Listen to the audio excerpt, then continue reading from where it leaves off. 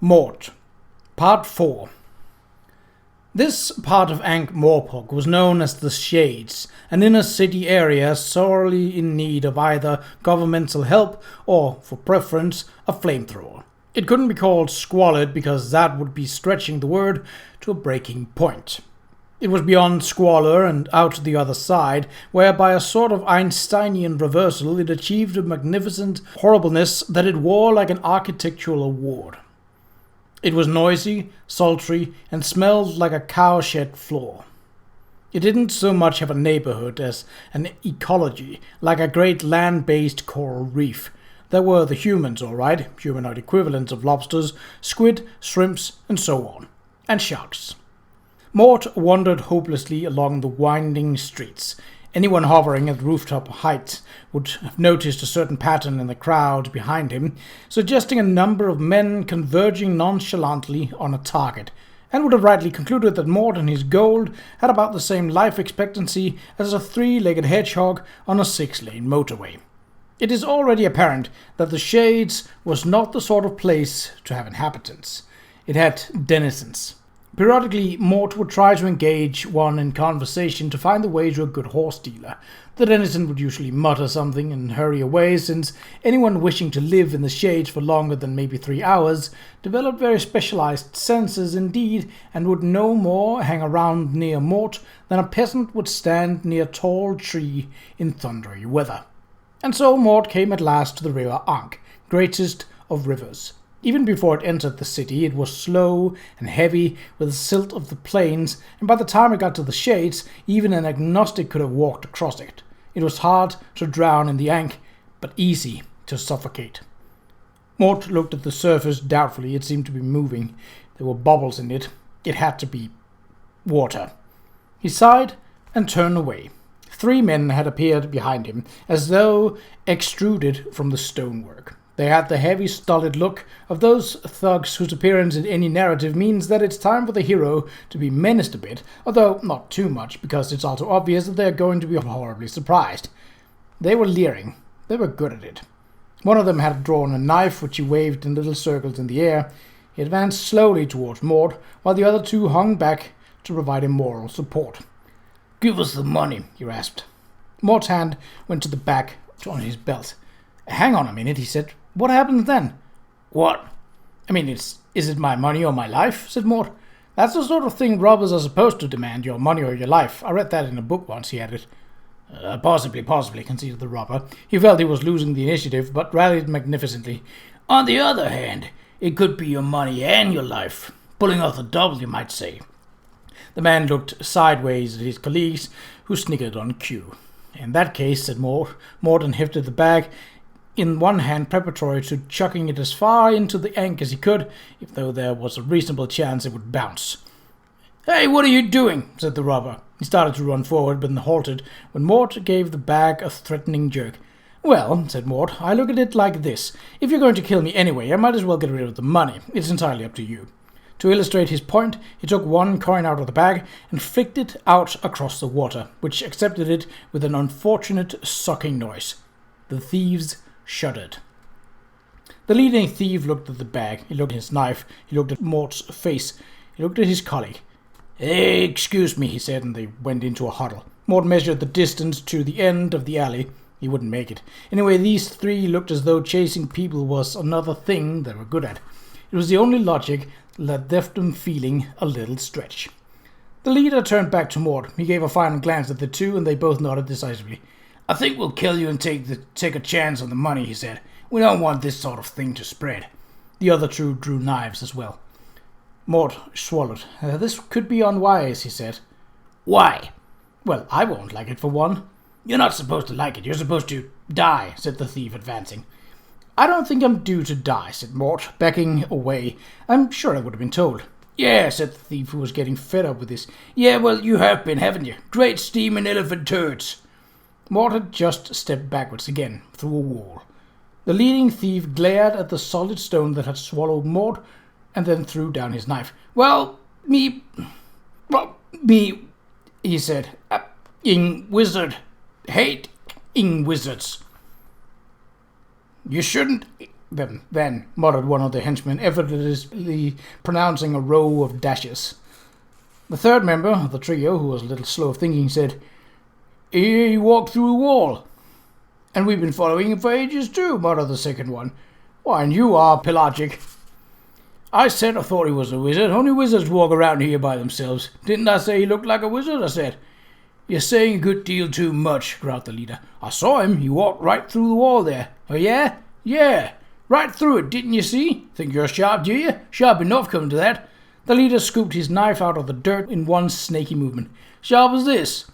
The third thief lurched over to the wall and kicked it hard a few times, while behind him there were sounds of scuffle and some damp bubbling noises. "Yep, that's a wall, okay," he said. "That's a wall if ever I saw one. How do you think they do it, lads?" "Lads?" He tripped over the prone bodies. "Oh," he said.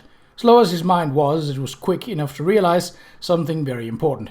He was in a back alley in the shades, and he was now alone. He ran for it, and got quite a long way. Death walked slowly across the tiles in the lifetimer room, inspecting the serried rows of busy hourglasses. Albert frowned dutifully behind the great ledger open in his arms. The sound roared around them, a vast grey waterfall of noise. It came from the shelves where, stretching away into the infinite distance, row upon row of hourglasses poured away the sands of mortal time. It was a heavy sound, a dull sound. A sound that poured like sullen custard over the bright roly-poly pudding of the soul. "Very well," said Death at last. "I make it 3. A quiet night." "That be Goody Hamstring," the abbot Locke sang again, "and this Princess Keely," said Albert. Death looked at the 3 hourglasses in his hands. "I was thinking of sending the lad out," he said. Albert consulted the ledger. "Well, Goody wouldn't be any trouble, and the abbot is what you might call experienced. Shame about the princess, only 15. Could be tricky." "Yes, it's a pity." "Master?" Death stood with the third glass in hand, staring thoughtfully at the play of light across its surface. He sighed. "One so young." "Are you feeling all right, Master?" said Albert, his voice full of genuine concern. "Time, like an ever-rolling stream, bears all its—" "Master!" "What?" said Death, snapping out of it. "You've been overdoing it, Master. That's what it is." "What are you blathering about, man?" "You had a bit of funny turn there, Master." "Nonsense. I've never felt better. Now, what were we talking about?" Albert shrugged and peered down at the entries in the book. "Goody's a witch," he said. "She might get a bit annoyed if you sent Mort. All practitioners of magic earned the right, once their own personal sands had run out, of being claimed by Death himself, rather than his minor functionaries." Death didn't appear to hear Albert. He was staring at Princess Keely's hourglass again. "What is that sense inside your head of wistful regret that things are the way they apparently are?" "Sadness, Master, I think. Now—" "I am sadness." Albert stood with his mouth open. Finally he got a grip on himself long enough to blurt out, "Master, we were talking about Mort." "Mort who?" "Your apprentice, Master," said Albert patiently. "Tall young lad?" "Of course. Well, we'll send him." "Is he ready to go solo, Master?" said Albert doubtfully. Death thought about it. "He can do it," he said at last. "He's keen, he's quick to learn, and really," he added, "people can't expect to have me running around after them all the time." Mort stared blankly at the velvet wall hangings a few inches from his eyes. "I've walked through a wall," he thought, "and that's impossible."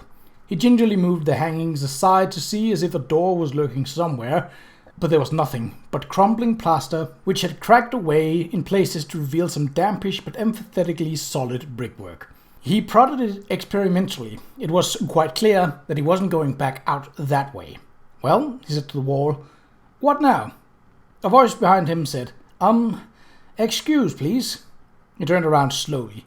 Grouped around a table in the middle of the room was a Qa'Rajh family of father, mother, and half a dozen children of dwindling size. 8 pairs of round eyes were fixed on Mort. A 9th pair, belonging to an aged grandparent of indeterminate sex, weren't because Their owner had taken advantage of the interruption to get some elbow room at the communal rice bowl, taking the view that a boiled fish in the hand was worth any amount of unexplained manifestations, and the silence was punctured by the sound of determined mastication. In one corner of the crowded room was a little shrine to Ofla, the six-armed crocodile god of Qa'Rajh. He was grinning, just like Death, except of course Death didn't have a flock of holy birds that brought him news of his worshippers, and also kept his teeth clean. Qa'Rajhians prize hospitality above all other virtues. As Mort stared, the woman took another plate off the shelf behind her and silently began to fill it from the big bowl, snatching a choice cut of catfish from the ancient's hand after a brief struggle. Her kohl-rimmed glasses remained steadily on Mort, however. It was the father who had spoken. Mort bowed nervously. "Sorry," he said. "I seem to have walked through this wall." It was rather lame, he had to admit. "Please," said the man. The woman, her bangles jangling, carefully arranged a few slices of pepper across the plate and sprinkled it with a dark green sauce that Mort was afraid he recognized. He tried it a few weeks before, and although it was a complicated recipe, one taste had been enough to know that it was made out of fish entrails marinated for several years in a vat of shark bile. Death had said that it was an acquired taste. Mort had decided not to make the effort. He tried to sidle around the edge of the room towards the bead-hung doorway, all the heads turning to watch him. He tried a grin. The woman said, "Why does the demon show his teeth, husband of my life?" The man said, "Could be hunger, moon of my desire, pile on more fish." And the ancestor grumbled, "I was eating that, wretched child. Woe unto the world when there is no respect for age." Now the fact is that while the words entered Mort's ear in the spoken Qa'Rajhian, with all the curlicues and subtle diphthongs of a language so ancient and sophisticated that it had 15 words meaning assassination before the rest of the world had caught on to the idea of bashing one another over the head with rocks, they arrived in his brain as clear and understandable as his mother tongue. "I'm no demon, I'm a human," he said, and stopped in shock as his words emerged in perfect Qa'Rajh. "You're a thief," said the father, "a murderer? To creep in thus, are you a tax gatherer?" His hand slipped under the table and came up holding a meat cleaver honed to paper thinness. His wife screamed and dropped the plate and clutched the youngest of children to her. Mort watched the blade weave through the air and gave in. "I bring you greetings from the uttermost circles of hell," he hazarded. The change was remarkable. The cleaver was lowered, and the family broke into broad smiles. "There is much luck to us if a demon visits," beamed her father. "What is your wish, O foul spawn of Ofla's loins?" "Sorry," said Mort. "A demon brings blessings and good fortune on the man that helps it," said the man. "How may we be of assistance, O evil dog's breath of the nether pit?" "Well, I'm not very hungry," said Mort, "but if you know where I can get a fast horse, I could be in Stolat for sunset." The man beamed and bowed. "I know the very place, noxious extrusion of the bowels, if you would be so good as to follow me." Mort hurried out after him. The ancient ancestor watched them go with a critical expression, its jowls rhythmically chewing. "That was what they call a demon around here," it said. "Ofla rot this country of dampness. Even their demons are third-rate.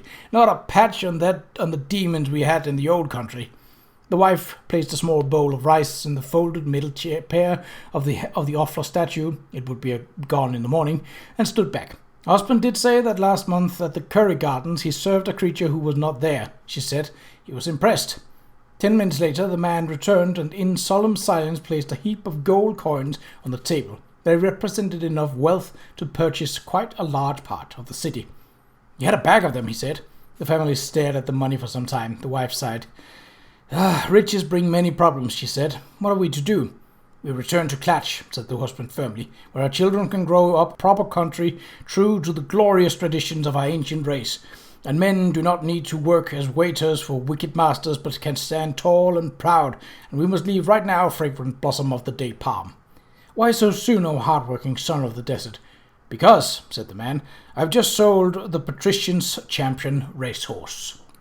The horse wasn't as fine or as fast as Binky, but it swept the miles away under its hooves and easily outdistanced a few mounted guards who, for some reason, appeared anxious to talk to Mort. Soon the shanty suburbs of Morpork were left behind, and the road ran out into rich, black earth country of the Stowe Plain, constructed over eons by the periodic flooding of the Great Slough Ankh that brought to the region prosperity, security, and chronic arthritis. It was also extremely boring. As the light distilled from silver to gold, Mort galloped across a flat, chilly landscape, checkered with cabbage fields from edge to edge. There are many things to be said about cabbages. One may talk at length about their high vitamin content, their vital iron contribution, the valuable roughage and commendable food value. In the mass, however, they lack a certain something, despite their claim to immense nutritional and moral superiority over, say, daffodils. They have never been a sight to inspire the poet's muse. Unless he was hungry, of course. It was only 20 miles to Stowe Let, but in terms of meaningless human experience, it seemed like 2,000. There were guards on the gates of Stowe Let, although compared to the ones that patrolled Ankh, they had a sheepish, amateurish look. Mort trotted past, and one of them, feeling a bit of a fool, asked who went there. "I'm afraid I can't stop," said Mort. The guard was new to the job and quite keen. Guarding wasn't what he'd been led to expect. Standing around all day in chainmail with an axe on a long pole wasn't what he volunteered for. He'd expected excitement and challenge and a crossbow and a uniform that didn't go rusty in the rain. He stepped forward, ready to defend the city against people who didn't respect commands given by duly authorized civic employees. Mort considered the pike blade hovering a few inches from his face. There was getting to be a little too much of this. "On the other hand," he said calmly, "how would you like it if I made you a present of this rather fine horse?" It wasn't hard to find the entrance to the castle. There were guards there too, and their crossbows, and a considerably more unsympathetic outlook on life in any case. And in any case, Mort had run out of horses to bargain with. He loitered a bit until they started paying him a generous amount of attention, and then wandered disconsolately away into the streets of the little city, feeling stupid. After all this, after miles of brassicas and backside that now felt like a block of wood, he didn't even know why he was there. So she'd seen him even though when he was invisible. Did it mean anything? Of course it didn't. Only he kept seeing her face and the flicker of hope in her eyes. He wanted to tell her that everything was going to be all right. He wanted to tell her about himself and everything he wanted to be. He wanted to find out which was her room in the castle and watch it all night until the light went out, and so on. A little later, a blacksmith whose business was in one of the narrow streets that looked out on the castle walls glanced up from his work to see a tall, gangling young man, rather red in the face, who kept trying to walk through the walls. Rather later than that, a young man with a few superficial bruises on his head called in at one of the city's taverns and asked for directions to the nearest wizard. And it was later still that Mort turned up outside the peeling plaster house which announced itself on a blackened brass plaque to be the abode of Igneous Cotwell, DM, unseen, master of the infinite Illuminatus, wizard to princess, guardian of the sacred portals, if out leave mail with Mrs. Nugent next door. Suitably impressed despite his pounding heart, Mort lifted the heavy knocker, which was in the shape of a repulsive gargoyle with a heavy iron ring in its mouth, and knocked twice. There was a brief commotion from within, the series of hasty domestic sounds that might, in a less exalted house, have been made by, say, someone shoveling the lunch plates into the sink and tidying the laundry out of sight. Eventually, the door swung open, slowly and mysteriously. "You've better pretend to be impressed," said the door knocker conversationally, but hampered somewhat by the ring. "He does it with pulleys and a bit of string. No good at opening spells, see?" Mort looked at the grinning metal face. "I work for a skeleton who can walk through walls," he told himself. "Who am I to be surprised at anything?" "Thank you," he said. "You're welcome. Wipe your feet at the doormat. It's the boot scraper's day off." The big low room inside was dark and shadowy and smelled mainly of incense, but slightly of boiled cabbage and elderly laundry and the kind of person who throws all his socks at the wall and wears the ones that don't stick. There was a large crystal ball with a crack in it, an astrolabe with several bits missing, a rather scuffed octagram on the floor, and a stuffed alligator hanging from the ceiling. A stuffed alligator is absolutely standard equipment in any properly run magical establishment. This one looked as though it hadn't enjoyed it much. A bead curtain on the far wall was flung aside with a dramatic gesture, and a hooded figure stood revealed. "Beneficent constellations shine on the hour of our meeting," it boomed. "Which ones?" said Mort. There was a sudden word silence. "Pardon? Which constellations would these be?" said Mort. "Beneficent ones," said the figure uncertainly. It rallied. "Why do you trouble Igneous Cutwell, holder of the 8 keys, traveller in the dungeon dimension, supreme mage of—" "Excuse me," said Mort. "Are you really?" "Really what?" "Master of the thingy Lord High was name of sacred dungeons." Cutwell pushed back his hood with an annoyed flourish.